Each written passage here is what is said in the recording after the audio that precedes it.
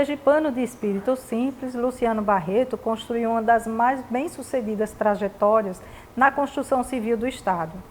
O ID Aracaju conversa com esse engenheiro civil que a gente recebe hoje aqui na residência dele.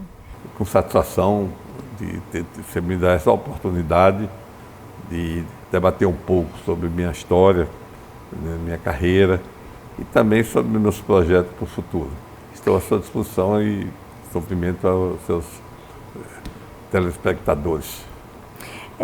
Sr. Luciano, a gente gostaria de começar essa entrevista conhecendo um pouco assim da família, da origem de Luciano Barreto. Filho do comerciante Paulo Figueiredo e de Dona Cleonice Franco, mais 3 irmãos, não é isso? Exatamente. Como era essa convivência familiar? Olha, meu pai é originário de Nossa Senhora das Dores. Na época, uma família muito humilde, camponês, e minha mãe é originária de Laranjeiras. Minha mãe é filha do coronel Albano Franco, do primeiro casamento. O coronel que ficou viúvo casou com minha avó, né, no caso, certo? Bisavó. E aí, meu pai abandonou o trabalho dele na roça, veio para Aracaju e começou como auxiliar de serviços gerais numa empresa na rua de Laranjeiras, e depois de muito esforço montou uma pequena loja junto com meu tio e depois montou Irmãos Figueiredo na rua de João Pessoa, número 45. Ele trabalhava com confecções masculinas. Isso lhe permitiu, como você falou, eu tenho mais 3 irmãos, infelizmente o mais velho faleceu em janeiro do ano passado. E permitiu a ele condições de possibilitar que os filhos estudassem fora. Meu pai estimulava muito, chegava até a exigir que todos tivessem um diploma. Na época nós não tínhamos ainda, por exemplo, a faculdade de engenharia em Sergipe. Eu trabalho, mas eu quero que vocês estudem. Cobrava muito. E ele tinha assim, ele vivia de formas opostas. Extremamente amoroso, com minha mãe, com os filhos, mas por outro lado, extremamente rigoroso, entendeu? E isso nos permitiu cumprir os compromissos que ele cobrava da gente. Então, eu tenho um irmão engenheiro civil também, que é Francisco, que é o presidente da FFB, graças a Deus está muito bem. Tenho um irmão que não quis estudar, mas também constituiu uma família maravilhosa. Tem um médico renomado, que é o Dr. Paulo Barreto. Tem outro sobrinho que é engenheiro civil, o outro está estudando. Então, nós vivemos num lar muito feliz, certo? Desse lar feliz, como foi a infância de Luciano Barreto? Olha, nós morávamos também numa casa alugada na Rua Santa Luzia, praticamente esquina com a Avenida Barão do Maruim. E na época a nossa diversão era futebol, jogar futebol.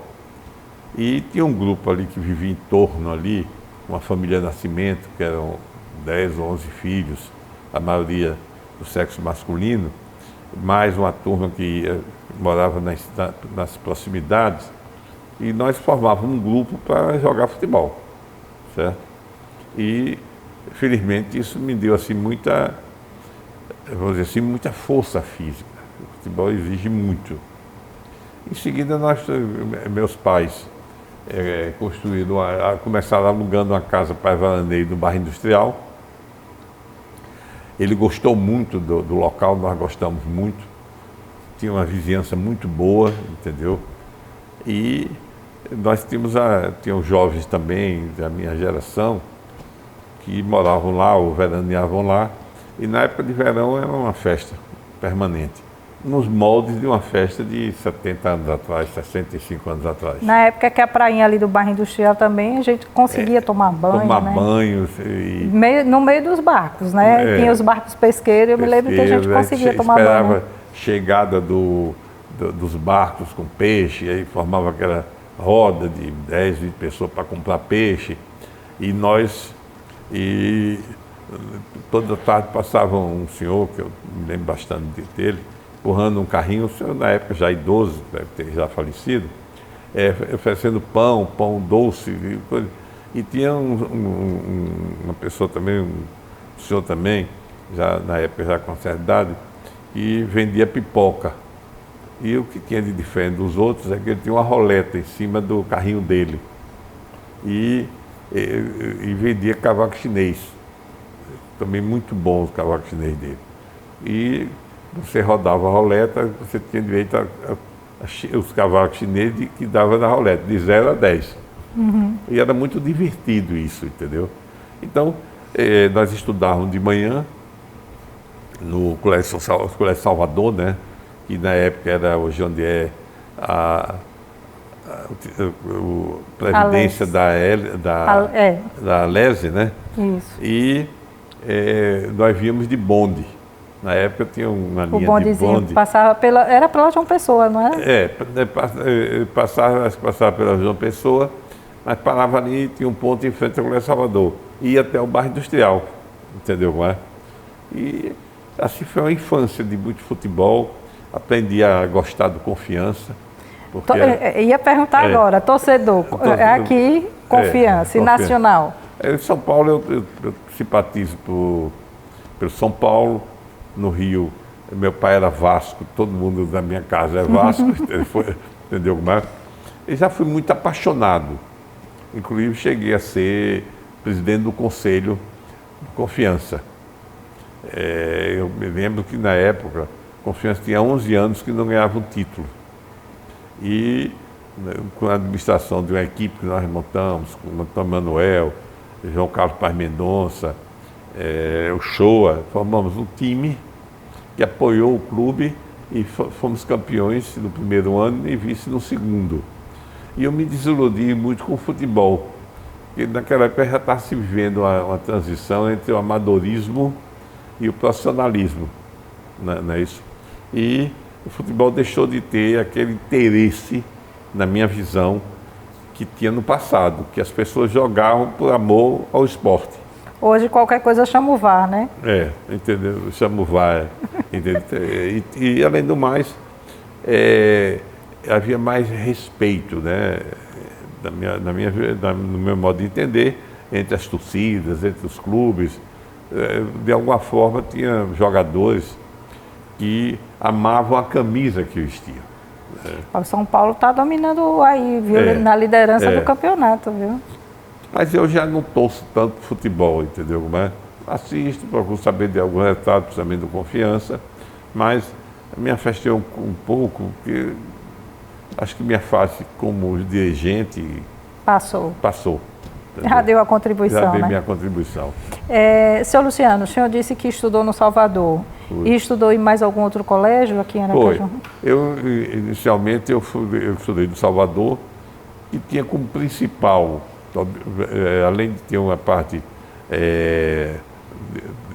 de ensino muito boa, as professoras eram muito preparadas, ela tinha uma fixação em disciplina. Isso é muito importante. Infelizmente, hoje nós vivemos uma época que exigia uma disciplina, exigia punir o indisciplinado. Hoje é crime, é quase um crime. E até com nossos filhos, nossos netos. Então,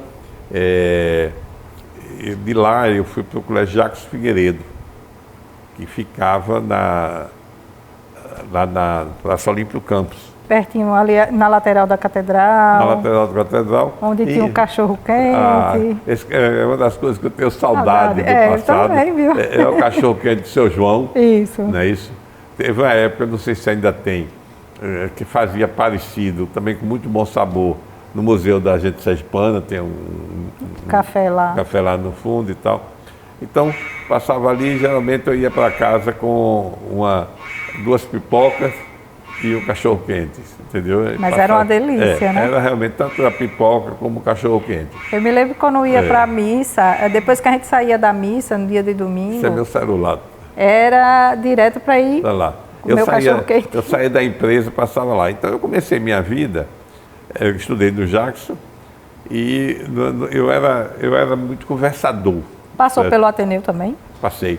Eu era muito conversador. E aí uma vez na fila, porque eu não concordava muito com algumas coisas que eram colocadas pela professora Judite, entendeu? Que era esposa do professor Benedito, que era um dono do colégio.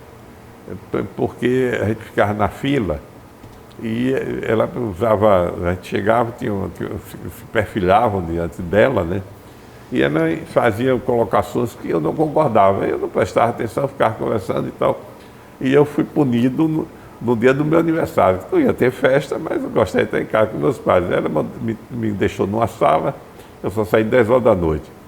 Aí eu disse, olha, mas isso tudo serviu muito para mim. Hoje, os aprendizados, né? Para a gente aplicar na vida. Foram importantíssimos. E aí eu me chateei, né, e tal. E naquela época tinha curso, tinha uma espécie de um vestibularzinho para você entrar no Ateneu, dado o número de pretendentes. E eu fiz a prova e passei. E fui estudar o terceiro ano, o quarto e o primeiro científico no Ateneu. Tive professores maravilhosos, entendeu? Professor Franklin, que estava francês, na época ensinava francês, inglês e tal, não sei hoje. Né? E o pouco inglês que eu uso nas viagens ainda é do tempo que eu aprendi lá com o professor Franklin. Aí, como eu precisava me preparar para o vestibular da Bahia, de engenharia, eu fui morar em Salvador, morei em 3 ou 4 lugares diferentes, mas esperava sempre que aumentava muitas coisas, aí tinha de mudar. E eu terminei morando, foi a penúltima morada minha, foi no endereço da rua Labatu 14, era um casarão de 3 ou 4 andares. E eu lá conheci uma mulher extraordinária, com uma história belíssima, Dona Lúcia.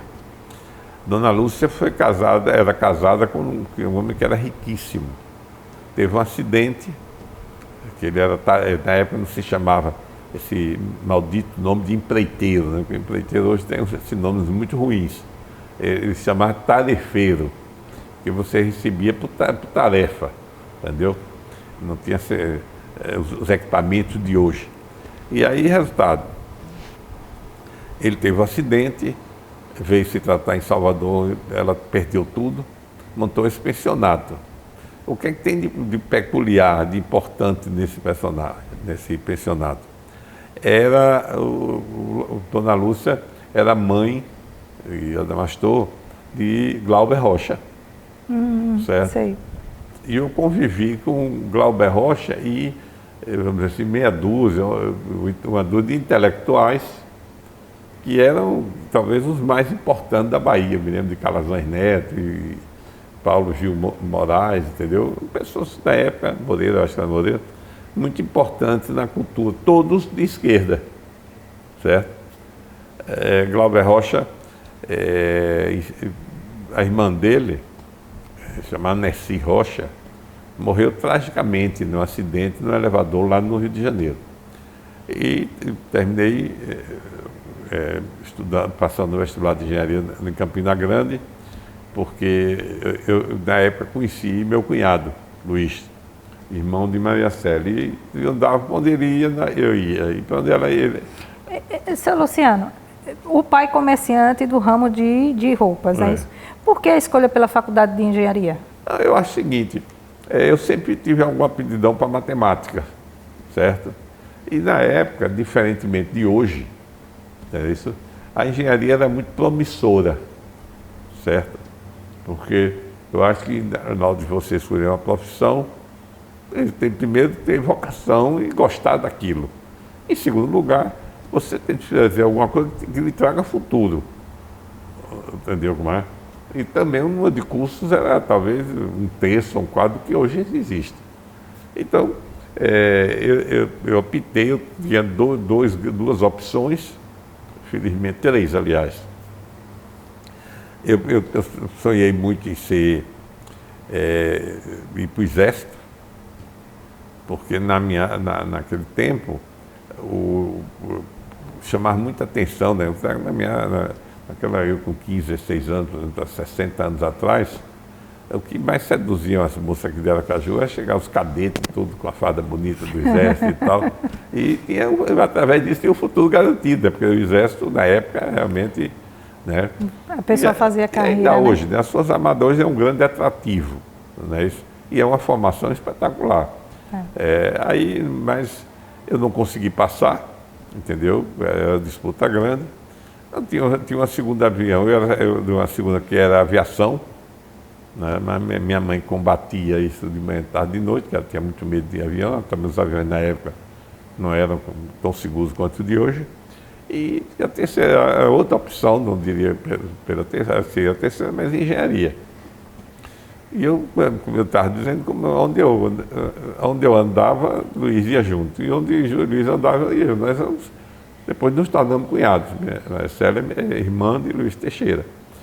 E aí resolvemos ir fazer engenharia na Paraíba, em Campina Grande. Na época, uma escola recém-formada, mas só tinha professor do ITA. E muito boa, muito bom nível. Nós conseguimos passar bem. Eu fui o terceiro colocado no concurso, lá no vestibular, ele passou um pouco mais adiante. E cursamos o primeiro ano lá. Mas havia, na época, uma rivalidade muito grande entre os estudantes da escola de engenharia e a sociedade, os rapazes, não a sociedade, os rapazes da sociedade. Porque as moças começaram a dar preferência à turma da engenharia, certo? Mas eu me preocupava muito em estudar, porque eu tinha muito desejo de me formar bem e tal. E aí, ele, numa festa lá, andou mexendo com as meninas que não devia mexer, né? E aí tomou uma surra, quase morre, e aí resolvemos sair de lá. Eu consegui transferir para a Bahia, ele conseguiu transferir para o Paraná. E o senhor concluiu, então, o curso do senhor na Bahia? E eu digo sempre que Deus me colocou nos lugares certos, nas horas certas. Na Bahia, além da parte pedagógica da escola de engenharia, eu assumi uma liderança forte dentro da escola. Eu fui morar na escola, na pensão Dona Lúcia, entendeu? Depois esse cara foi um retorno a Salvador. Eu tinha ido estudar segundo, terceiro ano científico e fazer cursinho. Aí, quando na volta a Salvador, na época a Bahia tinha, primeiro, você, diferentemente de hoje, que na minha opinião foi um erro da reforma, você não tinha colega permanente. Meus colegas foram comigo do primeiro ao quinto ano. Aqui você faz um período hoje, daqui o segundo período já é uma turma diferente, entendeu? Isso não cria lideranças. Nem vínculos, nem amizades. Nem amizades, nem admirações, porque é a competição. E é muito rápido também, Também né? A competição lhe estimula. E na Bahia, quando eu cheguei lá, a Bahia na época fazia umas excursões para a Europa, dos estudantes das escolas de ensino superior. E ainda no primeiro ano, eu ainda me enturmando, no segundo ano, eles me escolheram para ser o presidente da embaixada para a Europa, que seria 4 anos depois. E eu tive junto com alguns colegas, entendeu? Arranjar meios de produzir esse dinheiro. E assim conseguimos dinheiro com rifas, com bingos, entendeu? Com festa de namorado, festa de não sei o que e tal. E eu tinha um professor que foi nomeado ministro da Fazenda, Miguel Calmon de Pinha Almeida, e eu fui lá e consegui que ele reconhecesse nossa embaixada como complemento da formação curricular, e conseguimos uma ajuda e fomos 40, mais ou menos, colegas, todos sob minha liderança, eu com 22 23 anos, liderando essa turma. Era obrigado, para ser financiada pelo Ministério, precisava que tivesse um professor. Nós convidamos um professor que estava recém-casado, então fez a lua de mel dele na nossa viagem, também tudo por conta do dinheiro que nós arrecadamos. Foi uma experiência maravilhosa, né? Porque o professor foi cuidar da lua de mel dele, E eu fiquei com toda essa administração de interesses muito contraditórios, muito contrários, porque tinha gente que tinha dinheiro para gastar, outros não tinham, e aí as pessoas queriam fazer programas para voltar depois do horário da partida, porque a gente alugou um ônibus. Contratamos uma empresa, né, a Meliá na época, e fizemos tudo de ônibus. E às vezes as pessoas chegavam, queriam chegar atrasadas, digo, meu amigo, horário, aí me lembrava da disciplina do Colégio Salvador e do Jacques Figueiredo. E do Ateneu ainda tinha disciplina na época. E eu dizia, horário é horário. Então, quando a turma uma vez a turma chegou atrasada, eu fui embora. Mas mandei o ônibus e eu fiquei esperando, porque eles não sabiam o roteiro da seguinte, entendeu? Aí fiquei esperando 2 ou 3 pessoas lá, colegas, se solidarizaram, ficaram comigo e ficamos esperando eles chegarem no ponto do ônibus, fomos para a estação ferroviária e pegamos. Isso tudo me deu muita possibilidade de atuação na escola. Eu fui eleito presidente do diretório acadêmico, fui também eleito, por eleição, eu fui representando os alunos na congregação. Na época, os professores antigos constituíam a congregação, né? Eram os cardeais. O Papa era o diretor. E eu era aí a reforma estudantil criou uma vaga. E eu fui escolhido para essa vaga. Eu sentava com os cardeais defendendo os interesses dos alunos. Uma missão difícil que me ensinou a aprender a defender sem brigar. Sempre procurando conciliar, mas firme na defesa. Fui representando no Conselho Técnico, depois também fui representando na congregação. Isso tudo me deu muita experiência de convivência, certo? Com pessoas muito mais velhas do que eu. As pessoas ficaram meus amigos, porque eu defendia muito os estudantes, mas não desrespeitava os mestres. Procurando manter a disciplina e o objetivo, que era estudar e se formar. E aí me formei, entendeu? E acho que formei com todas as atividades. Ainda no último ano ainda estagiei numa empresa de engenharia. E aí veio o grande problema, quer dizer, eu me formei em 1963 e veio em seguida, o Brasil estava vivendo uma crise muito grande, em seguida veio a Revolução de 64. E a economia passou momentos terríveis, e emprego de jeito nenhum. Acho que na época, guardado as devidas proporções, emprego de engenheiro era tão difícil, talvez hoje mais um pouco, porque formou mais gente, mas como hoje. Hoje eu lamento muito, luto há 12 anos para melhorar esse ambiente, não consigo. Como é o nome disso? Você não tem a valorização da engenharia nem do engenheiro, certo? E isso é uma luta que, vamos dizer assim, eu considero que, sabe que eu sou presidente da associação, temos de continuar. A gente vai chegar lá nessa parte associativa também. Senhor Luciano, eu vou mostrar agora, a gente traz aqui no programa alguns depoimentos de amigos, né? Que falam quem é Luciano Barreto, como conheceu. E eu vou mostrar aqui o depoimento do primeiro, que é do Albano. Eu conheci no início do trabalho dele na Rua da Frente, onde nós tínhamos um escritório vizinho a ele. Na Avenida Rio Branco, 40, era nosso escritório da usina São José do Pinheiro. E meu pai dizia sempre: esse jovem é muito trabalhador, de manhã, de tarde e de noite, e Luciano vai longe, Albano. E eu que acompanhei o desenvolvimento dele. Inclusive,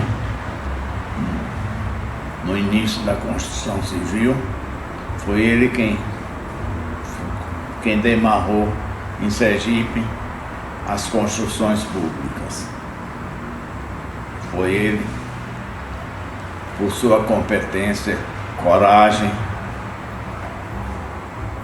e capacidade de trabalho, ele sempre foi um vitorioso. Luciano Barreto sempre foi a empresa dele, a construtora Celi, foi das melhores de Sergipe, das melhores do Nordeste e das melhores do Brasil na construção civil. Tem outro depoimento também de outro amigo, que é Dr. Souza. Olá, eu gostaria de cumprimentar o meu amigo Luciano Barreto. Eu o conheço há mais de 4 décadas. Todavia, foi no exercício da medicina que construímos uma amizade sólida que vem se mantendo nos últimos 30 anos. Luciano é uma pessoa de personalidade forte, que tem a característica de fazer e de cultivar amigos, daí sua vasto grupo de amizades, e é uma pessoa sempre solícita, sempre pronto para ajudar os outros. Vale destacar também que trata-se de um empresário de sucesso e por tudo que ele já fez em nosso estado, sem dúvida nenhuma, o faz credor do orgulho, né, do povo sergipano. Portanto, é para mim uma honra muito grande fazer parte do seu clube de amigos. Um abraço, meu amigo. E Souza disse uma coisa que eu aprendi na vida e acho a importância. Você tem, em primeiro lugar, ter capacidade de construir amizades e mantê-las, independente se estão no poder ou fora dele, certo? Em segundo lugar, sempre que puder se vir, a gente tem que estar disposto a isso. E eu procuro, sempre que alguém me dá uma missão, eu procuro levar à frente com toda a determinação. Enquanto eu não atinjo aquele objetivo, eu não paro. Então, como eu estava dizendo, toda essa minha história que lhe contei até a saída da faculdade, a minha formatura, eu fui inclusive o orador, foram 2 oradores escolhidos pela turma, eu fui um deles. Na formatura houve uma festa muito bonita e tal, e eu fiz a saudação aos professores e aos colegas. Então, avançando um pouco mais, como eu lhe disse, Deus sempre me colocou no lugar certo, nas horas certas. E eu, prestes a me casar, sem dinheiro, sem nada, eu desesperado atrás de um emprego, encontrei casualmente um colega de turma lá na Avenida 7 de Salvador, Olímpio Cardoso Filho, da Bahia. Ele disse: olha, Luciano, você está empregado? Eu digo: não. Estão estruturando um órgão aqui do governo chamado Superintendência de Engenharia Sanitária. Tem vaga lá, você não quer ver não? Aí eu fui. Era a única possibilidade que eu tinha. E na época o salário de engenheiro nesta instituição era 10% do mercado. Aí para mim já dava para começar. Melhor do que ficar parado, né? Melhor do que ficar parado. E me dei a sorte de ter sido designado para ir assumir o serviço de água de Jiquié. O maior problema de Jiquié era a água, entendeu? E, por uma coincidência do destino, na época, o governador da Bahia era Lomanto Júnior. Nascido em Jiquié, com família morando em Jiquié. E eu me tornei amigo pessoal, até ele falecer. Meu compadre, ele como governador veio a Sergipe ser padrinho de batizado da minha filha mais velha, de Alda, e todos os eventos que teve na vida de Alda, como 15 anos, casamento, ele veio, algumas vezes ele veio com mandato, outras vezes veio sem mandato. Um homem sério, determinado, trabalhador, entendeu como é? E amava muito o Jiquié. Então, os investimentos do governo, tinha boa parte, ou parte deles, era na região do Jiquié. E naquela época estava nascendo a engenharia brasileira. né, uma fase nova da engenharia, com os investimentos que a Revolução trouxe do exterior, quer dizer, através de empréstimos, etc. E fez grandes obras. Você tem de reconhecer esse trabalho, como a Ponte de Niterói, e várias estradas, né, BR-101, tem muita coisa. E aí tive o privilégio de conviver com os engenheiros mais importantes da Bahia. Basta dizer que a maior obra da construtora Norberto Odebrecht na época era a Barragem de Pedras, que ficava em Jequié. E o engenheiro dessa obra era ninguém mais, ninguém menos que Ângelo Calmon de Sá, era o supervisor da obra. Então sempre que ele já tinha sido contemporâneo meu na escola, e sempre que ele ia a Jequié, ele ia lá em casa, tomar uma cerveja. Então é o seguinte, a primeira coisa que eu fiz quando cheguei para subir esse fio de água foi uma grande reestruturação, porque eu me assustei que o colaborador mais novo era mais velho que meu pai. Eu disse, como é que eu vou mandar aqui? Aí fizemos uma reforma no prédio que estava caindo, porque era um serviço prestado pela prefeitura. O governo do estado assumiu. Eu fui com a missão de dar condições de ter água. E aí o governador deu os recursos, nós fizemos, com colaboração de engenheiros, colegas, meus amigos, fizemos lá um adutor em 45 dias de 11 quilômetros. E aí foi pegando a experiência. A experiência também, uma experiência de conviver com a política local. Porque o governador Lamanto Júnior e Daniel Andrade eram opostos, um é governador, outro prefeito. Eu terminei secretário de obras da prefeitura, eu trabalhava nos dois, na época era permitido, e eu era um elemento de ligação entre os dois, certo? Muitos investimentos do governador passavam pela prefeitura, e eu servia de pombo-correio entre os dois. E a primeira medida que eu tomei, quando já tinha água, foi aumentar a tarifa de água. Isso deu um rebuliço na cidade. Eu fui chamado na Câmara Municipal e tal, e me saí bem, porque já vinha com a experiência política, de lidar politicamente da escola.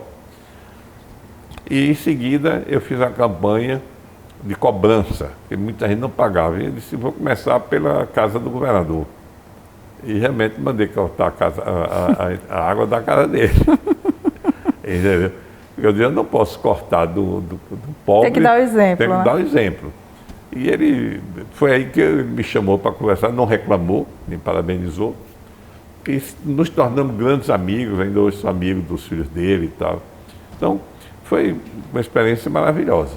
Seu Luciano, a gente vai dar um intervalo agora, tá? A gente está encerrando esse primeiro bloco aqui hoje, o ID conversando com o empresário da construção civil, Luciano Barreto, e a gente volta dentro de instantes.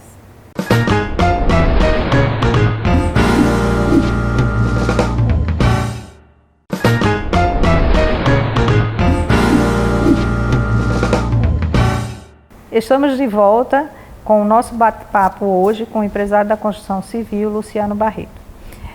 Seu Luciano, a gente gostaria agora de entrar um pouco no surgimento do empresário da construção civil, né? Em que momento foi que isso aconteceu? A gente soube que foi lá pelo ano de 1968, é mais ou menos isso? Cumprida a minha missão em Salvador, eu pedi demissão do emprego. Nessa época eu já estava muito próximo do governador, ele já tinha me nomeado diretor de operações dessa empresa de saneamento lá, e aí ele insistiu que eu não pedisse demissão. Já para você ter, porque na época o nomeado para cargo tem essas garantias de hoje, né, de não pode ser demitido, isso e aquilo. Mas daí ele disse, rapaz, peço uma licença, vá começar a empresa, ou vai buscar seu trabalho, se não der certo, você volta. Eu digo, não, eu vou para dar certo. Pedi demissão, vim para Sergipe, porque a época coincidiu, eu disse, sou muito iluminado, graças a Deus, e meu pai tinha ganho na Loteria Federal. Meu pai jogava todo fim de semana naqueles bilhetes da Loteria Federal, ganhou o prêmio. E meu sogro, o senhor Oviedo, sentiu uma oportunidade com a Sociedade Nordestina de Construções, com os recursos que ele ganhou da loteria, mais aqueles recursos do meu sogro, do senhor Oviedo Teixeira, montamos, quer dizer, assumimos a Sociedade Nordestina, que era do empresário Gessi Pinheiro Machado, ele tinha se desinteressado pelo setor, mas tinha uma marca que à altura talvez fosse a mais importante de Aracaju, de Sergipe. E aí passamos, isso foi mais ou menos em 67, 66, por aí.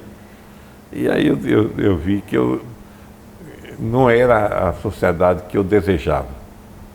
Infelizmente foi uma saída traumática, principalmente de parte minha e de meus cunhados, principalmente de um cunhado, justamente pelo ardor juvenil, né? Nós éramos muito jovens e tal. E saí, eles fizeram, já transformaram a Nordestina, como era chamada, em Norcom, e eu montei a série, cujo nome é homenagem à minha esposa, tá certo? Uhum. E aí recomeçamos, e foi importante, foi válida a experiência que eu adquiri enquanto sócio da Norcom. Luciano também fez investimentos na área de turismo. Por que esse interesse pela área de turismo? Seguinte, a gente sempre procurou oportunidades, certo? E o turismo no Nordeste, em especial na época, era muito incentivado. Nós enxergávamos como o hotel, primeiro, uma obra de construção civil. Uhum. E as obras tinham uma relação, os hotéis tinham uma relação conosco, com a construtora, como qualquer empresa teria se viesse para Sergipe construir um hotel. Em seguida, nós sempre operamos com o objetivo de, em primeiro lugar, o apoio ao turismo de Sergipe, que foi muito incentivado por João Alves. Os hotéis, e que Valadares, de alguma forma, deu continuidade. Com a criação, inclusive, da Orla, né? Teve a Orla, teve hotéis como Parque Coqueiros, teve vários hotéis. O nosso, que foi o primeiro hotel do Brasil construído dentro de um terreno de um shopping. Hoje já existem outros. Então, tinham dois objetivos. Primeiro, seria ter uma obra. Quem é construtor, engenheiro civil, só está pensando sempre em obra. Fazer obra, trabalhar. E, em segundo lugar, entrar nesse projeto do turismo de Sergipe. E Fabiano também, Salles, também o pai de Salles, foi extraordinário como secretário de turismo de Sergipe. Depois montou o Parque Coqueiros. Ele hoje vive em São Paulo, é um homem que a história de Sergipe muito lhe deve em relação ao turismo. Fabiano criou aquele Sergipe, o país do forró e tal também. São duas marcas que eu me lembro como importantes do turismo de Sergipe. E essas foram as razões. Em seguida, também surgiu uma oportunidade, ainda no governo anterior do presidente Temer, foi o presidente Dilma, de juros muito baixos, praticamente sem juros para o Nordeste. E aí nós resolvemos fazer um outro hotel. Então esses foram os nossos objetivos. No meio dessa trajetória toda de sucesso na área de construção civil, o senhor foi acometido por podemos dizer, uma tragédia pessoal, né, que foi a perda do filho, né, novo, de uma forma bastante rude, que foi um acidente. Mas o senhor soube transformar essa dor, né, em ajuda a jovens, né, com a criação do Instituto. Como surgiu essa ideia de criar um Instituto? Não, é o seguinte, o Instituto é uma ideia de Luciano Júnior, certo? Luciano trabalhou em São Paulo, como estagiário de engenharia civil na própria OAS, que eu sempre fui muito bem relacionado com essas grandes empresas, inclusive a OAS era o que eu tinha mais relacionamento, era amigo pessoal do presidente da OAS, César Mata Pires, que infelizmente faleceu.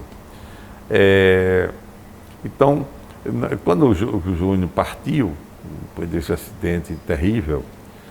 E Deus também me poupou, porque eu estava fora, estava trabalho em São Paulo, entendeu? Então, se eu estivesse aqui, o sofrimento seria ainda muito maior, muito maior. Quando cheguei, aluguei um avião, vim para Aracaju. E quando eu comecei a pesquisar as coisas dele, ele defendia muito que a sede tivesse uma fundação. E nós tivemos uma divergência, porque ele queria a Fundação Luciano Barreto, meu nome. E eu queria botar o nome do meu pai. Eu tenho uma admiração extraordinária pelo meu pai, pela minha mãe, e devo tudo a meus pais. Aí, ele, não, só aceito se for você e tal, ficou naquela conversa. Com o acidente ficou óbvio que seria ele. Ele defendia muito o relacionamento lá no bairro industrial, né? A sede hoje é no bairro industrial. Nós temos, acho que uns 40 anos lá, nunca tivemos um incidente de ameaça, nada. Temos a convivência, até porque muitos da minha geração jogaram bola comigo, ali no bairro industrial, entendeu? E quando nós resgatamos as ideias dele no computador e tudo, encontramos a ideia de centralizar. A série já tinha alguns projetos sociais espalhados. Ajuda aqui, a pessoa que ele descobriu e ajudou, e a gente continua ajudando, é Almido Picolé, faz um trabalho extraordinário, a Piabeta e tal, e outros projetos. Aí resgatamos as ideias dele, e a ideia dele era criar um instituto para preparar os jovens para o mercado de trabalho. Então, o foco principal do instituto é cidadania e trabalho. Tem outra coisa. Uma vez eu peguei um trem do exterior, ainda sofrendo, até hoje a gente sofre, mas no início o sofrimento, você fica sem entender porque aconteceu. O né? sentimento Você sabe disso? É difícil. Difícil. Aí eu escrevi o que é que eu imaginei que seria a ideia dele. Tinha uma relação muito boa, tinha discordâncias, porque conflito de gerações é uma coisa normal. Aí a gente conversava muito, e nessa viagem eu fui exclusivamente para botar no papel a ideia dele, certo? E o que é muito interessante são coisas guiadas por Deus. E o Instituto, para nós, Déda foi um brilhante orador, uma falta terrível para Sergipe. Ele era um entusiasta pelo Instituto. E ele dizia sempre lá que o Instituto era um projeto que eu, minha família, Maria Célia e filhos e netos, transformamos dor em amor. Isso. Na verdade.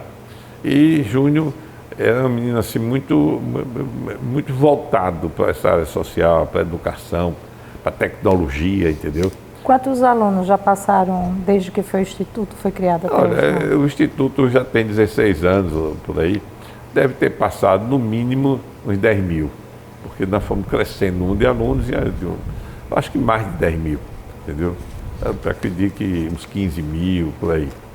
E sempre com esse foco, tá certo? E uma coisa importante no Instituto, foi uma exigência que eu encontrei nos escritos de meu filho, o Instituto não recebe nem doações privadas nem públicas, certo? Por que isso? Porque dá independência a quem dirige, porque quem doa, às vezes, quer interferir. O poder público, quando dá, todo respeito a todos os políticos, são todos grandes amigos meus, e Sergipe tem uma play de político muito boa, entendeu? São pessoas sérias, que pensam em Sergipe. Eles sempre dizem, eu estou ajudando ali, vou pedir voto lá. E lá não é proibido. Lá, outra coisa, é proibido pedir qualquer coisa aos alunos e tal. É realmente um trabalho, pelo mérito de Maria Célia, que é a presidente, pelo mérito das minhas filhas, e me ajuda, é um projeto que deu certo. E eu tenho sempre cobrado dos meus netos a o propósito, compromisso de que o Instituto é um projeto para ser perenizado. Não é porque eu parti, Maria Célia partiu, que o Instituto vai acabar, de jeito nenhum. Tem que dar continuidade. Tem que dar continuidade. Então, muitas vezes as pessoas entendem que quando a gente diz que não recebe doações, nem privado, nem público, é uma forma de ser arrogante. Entendeu? Dizer, não, eu não preciso, não é nada disso. É uma forma de manter o Instituto com o conceito que ele tem. Porque, infelizmente, aqui tem muitas ONGs, não vou citar nome, não, no Brasil inteiro tem muitas ONGs, talvez aqui é que tenha menos proporcionalmente a população, que recebem recursos e não cumprem a finalidade. Certo? Então, nós não recebemos e temos obrigação, com a memória do meu filho, de cumprir os seus objetivos. Tá certo? Luciano também hoje é uma referência na classe associativa da construção civil, né? Sempre tentando reforçar a importância da questão da engenharia, da construção civil. Como se deu esse envolvimento de Luciano nessa área? Olha, também? eu fui presidente do Sindicato da Construção Civil, Sinduscon. E realmente, na época, nós evoluímos como representante da classe da construção civil. Na época, infelizmente, tinha uma classe muito mais forte do que hoje, lamentavelmente, né? Então, meus cunhados ainda, nós estávamos rompidos, e havia uma posição muito forte deles.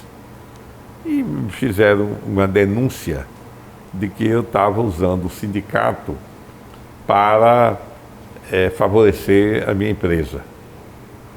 Eu me ofendi com isso e pedi que se instalasse a comissão de ética da instituição. Foi instalada, eu nem conhecia os membros. Pedi licença até a conclusão do trabalho da instituição. Isso que, pelo contrário, eu nunca tinha beneficiado de nada. E, em seguida, eu renunciei à presidência. Renunciei mesmo, entendeu? Houve apelos, inclusive, dos meus cunhados, para que continuasse. Como eu sempre procuro agir de forma transparente, todas as correspondências, tudo aquilo que foi produzido contra mim, eu publiquei na imprensa. Peguei página de jornal e enchi de coisa, né, para que as pessoas saberem. Hoje, graças a Deus, eu tenho uma convivência muito boa com meus cunhados. Passou a tormenta, né? Eu sou assim, sabe? Eu não bolinho nos meus calos, como diz no popular, e aprendi na física que toda ação corresponde a uma reação em sentido contrário. A minha em sentido contrário multiplicado por 10. Então, eu não ando provocando ninguém, não ando brigando com ninguém, respeito os interesses de todos, agora, respeito é o meu, tá entendendo? E assim eu briguei com alguns políticos no cargo e hoje me dou como se nunca tivesse brigado. Eu acho que é isso que é importante, porque eu nunca briguei no lado pessoal. Eu briguei defendendo o meu espaço, o espaço que eu achava que tinha direito de lutar, não quer dizer que fosse da minha propriedade. Eu tinha o direito de lutar. Como todo cidadão, todo empresário, tem direito de defender as suas ideias e lutar por elas. E assim, hoje eu me dou muito bem, como eu disse. E aí eu saí de lá e 2, 3 anos depois fui convidado por um grupo de colegas para nós montarmos uma associação, que é a ZEOP, a exemplo de que existe em quase todos os estados do Brasil. Porque como o Sinduscon, o sindicato, ele é um órgão federal, uma instituição federal, como o CREA, como o sindicato tem regulação do Ministério do Trabalho, a associação é uma entidade quase privada, entendeu? E a gente tem mais liberdade de criticar, de ser criticado, etc. E montamos a associação há 12 anos atrás, uma turma muito boa, como eu disse, lamentavelmente, 30%, 40% dos associados saíram, porque não conseguem pagar a prestação, porque a crise é muito séria na construção civil. E começamos uma luta que, infelizmente, não tem evoluído. Porque qual é a nossa grande bandeira da associação, que é proposta por um colega, Francisco Costa? Preço justo, obra concluída, sociedade atendida. Então, Essa é que é a grande Seu busca. Luciano, a gente trouxe aqui um outro depoimento que é de Francisco, né, uma da coincidência. CEOP. Ele falando aqui também desse trabalho de Luciano. Poderia dizer que ele é o amigo certo das horas exatas. Poderia até copiar o ditado popular, o amigo certo das horas incertas. Mas eu prefiro dizer das horas exatas porque ele é amigo a qualquer hora. Uma pessoa que eu diria que pensa 2 segundos na frente da gente. Inteligente, um empresário bem-sucedido e, acima de tudo, de um coração muito grande, que sabe ouvir, mesmo que nós tenhamos opiniões diferentes. Ele sabe ouvir e, ao mesmo tempo, ajuda aqueles que mais precisam. Luciano poderia estar num bem bom, trancafiado em sua casa, vivendo aquele sucesso que na sua vida ele lutou e conseguiu. Mas ele dá um pouco de seu trabalho, ou até mesmo o muito de seu trabalho, em prol da coletividade de nós, amigos, engenheiros, empresários e daqueles outros amigos que atuam em áreas tão diferentes. Diríamos então que ele é o bom político, já que política é a maneira com que se relaciona com a sociedade. Então, eu posso dizer que Luciano é um grande político. Por outro lado, como amigo, como companheiro e como pessoa do coração grande, ele pratica a filantropia. Haja visto, quem queira conhecer essa parte, é de fazer uma visita no Instituto Luciano Barreto Júnior. O trabalho que ele faz, um homem que conseguiu transformar dor em amor. Por fim, eu uso uma frase de que eu ouço numa música, dizendo que amigo é o maior tesouro que se encontra na nossa vida.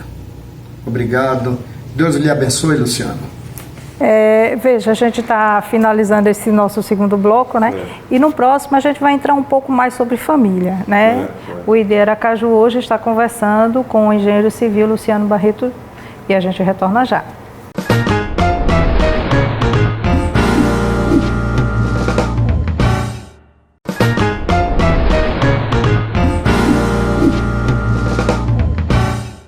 Estamos de volta com o nosso terceiro bloco do ID Aracaju, que hoje conversa com o engenheiro civil Luciano Barreto.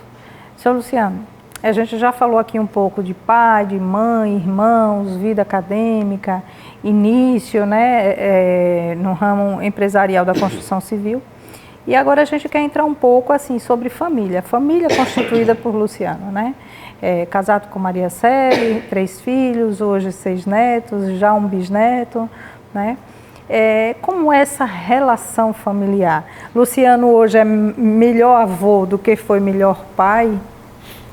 Olha, é tipo da resposta difícil, porque cada época da nossa vida tem uma realidade.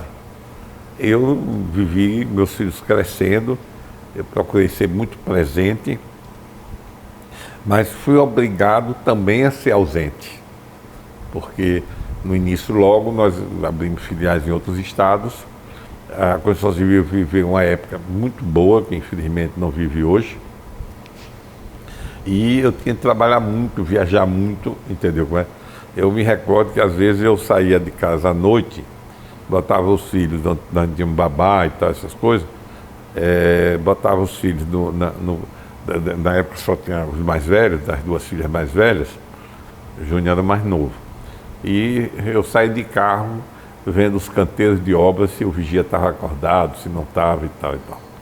E me lembro muito bem que uma das maiores obras que nós pegamos no começo da empresa foi uma estação de tratamento de água lá, ali depois do IG Barbosa, na BR, saindo da cidade, depois da IG Barbosa, tem ali uma entrada que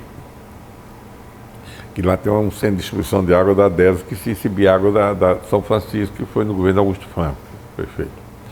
E aí eu saí com as meninas no carro para ir ver se o vigia estava acordado, se estava tudo certo com a obra e tal. Então, eles viviam muito, eu sempre fui muito presente nas obras. Eu digo sempre o seguinte, eu sou muito bom, sem nenhuma falsa modéstia, porque também é muito fácil ser bom, encontrar defeito.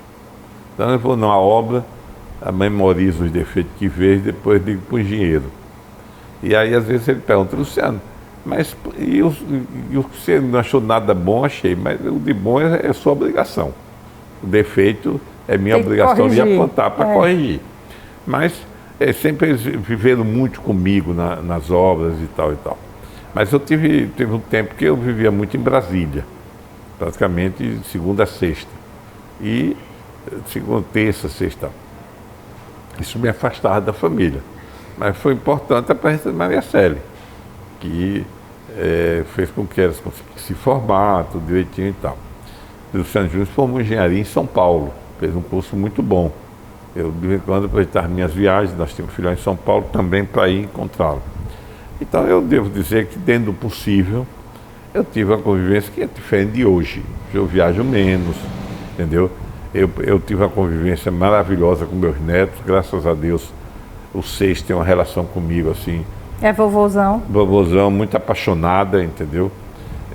Então, meu bisneto também tem um amor, infelizmente, meu neto se separou, por razões que não adianta discutir, mas meu bisneto, quando vem, é uma alegria, entendeu?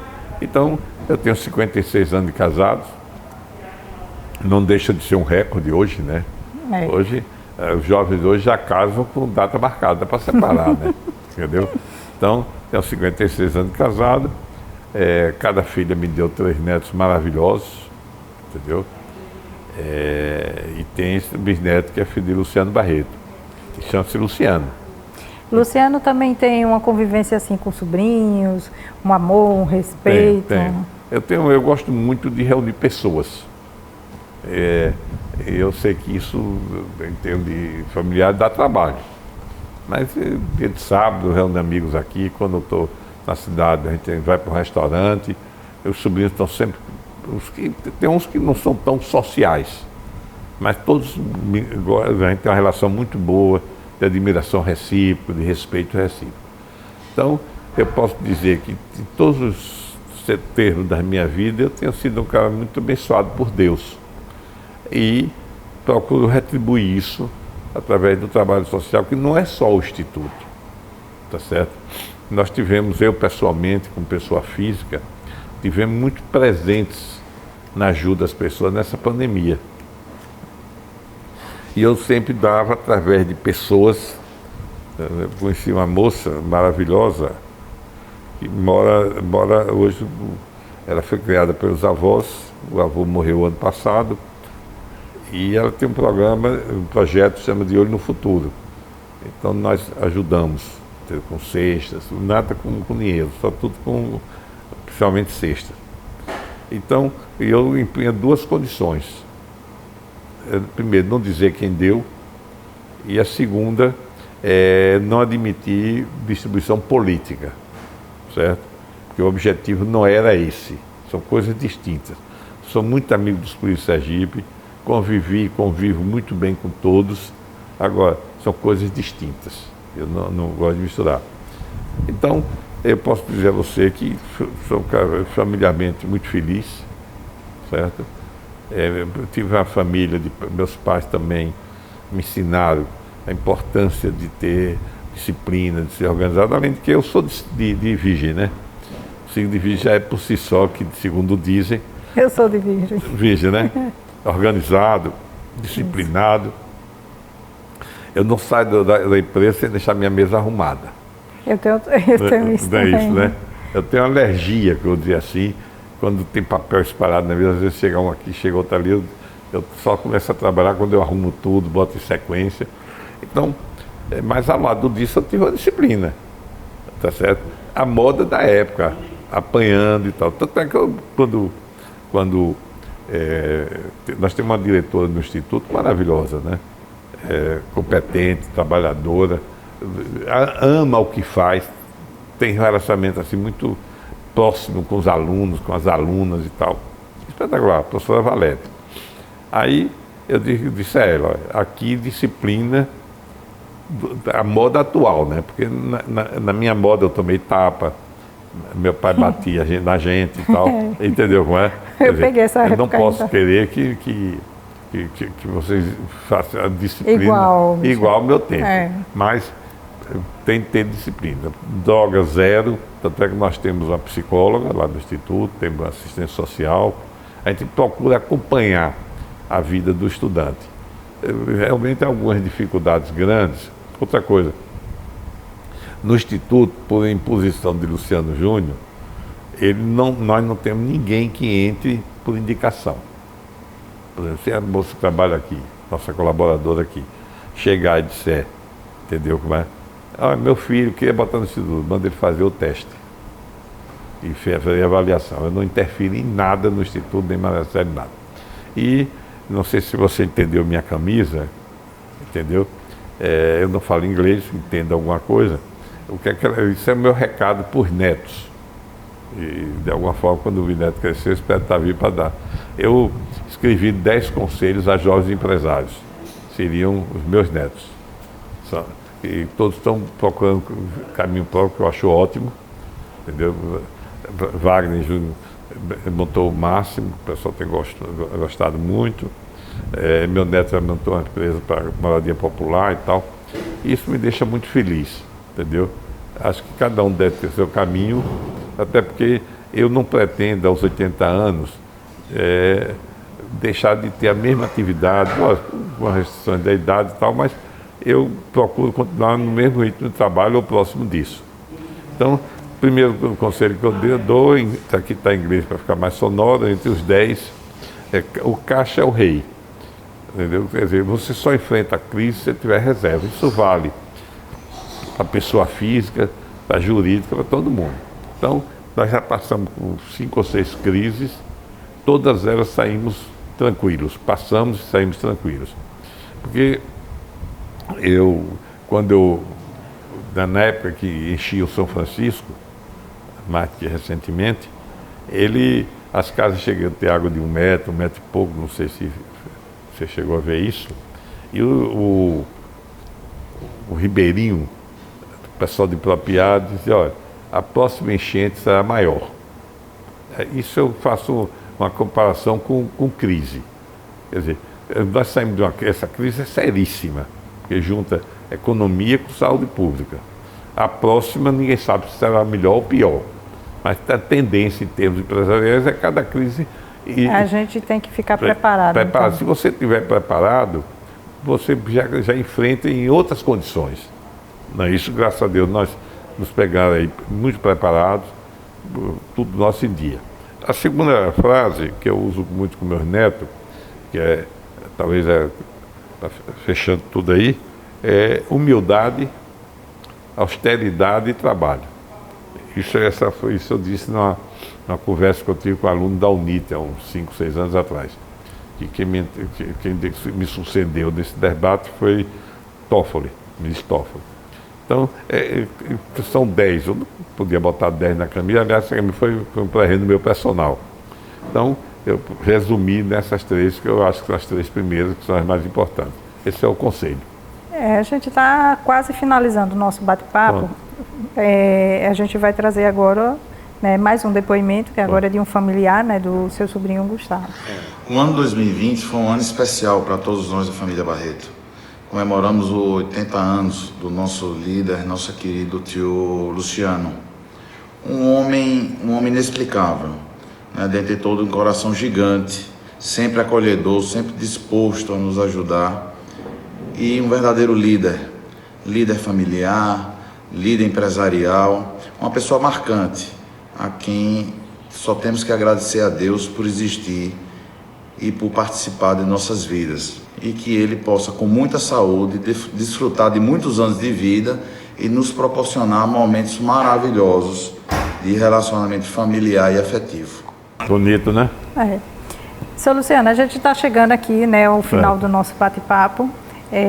A gente da TV Câmara, gostaria de agradecer por receber a gente, né, por conversar com a gente, contar um pouco da sua história. Certo. Né, que ela seja inspiradora, que eu tenho certeza que já é, né, para muita gente. O senhor pode ficar à vontade para... Em primeiro lugar, quero agradecer a vocês, aqui, a gentileza, inclusive, de se deslocar até aqui, entendeu? Parabenizar, é uma entrevista que eu me senti muito à vontade, certo? E muito bem conduzida, entendeu? Isso me deixa feliz, entendeu? Desejar a todos os sergipanos, em especial os aracajuanos, mas em nome de vocês, eu quero abraçar todas as famílias, com muita saúde, muita paz, e que 2021 venha com notícias boas, de uma vacina segura, e que a vida de todos nós possa voltar à normalidade. É o que todo mundo está esperando. É o que todo mundo deseja. Então, só me resta agradecer e parabenizar vocês. Obrigada. Estamos finalizando o ID Aracaju, que hoje conversou com Luciano Barreto. Esse é o nosso último ID do ano. Ano que vem a gente está de volta com novas entrevistas, com novas pessoas que tragam inspiração para os mais jovens, né? Até lá.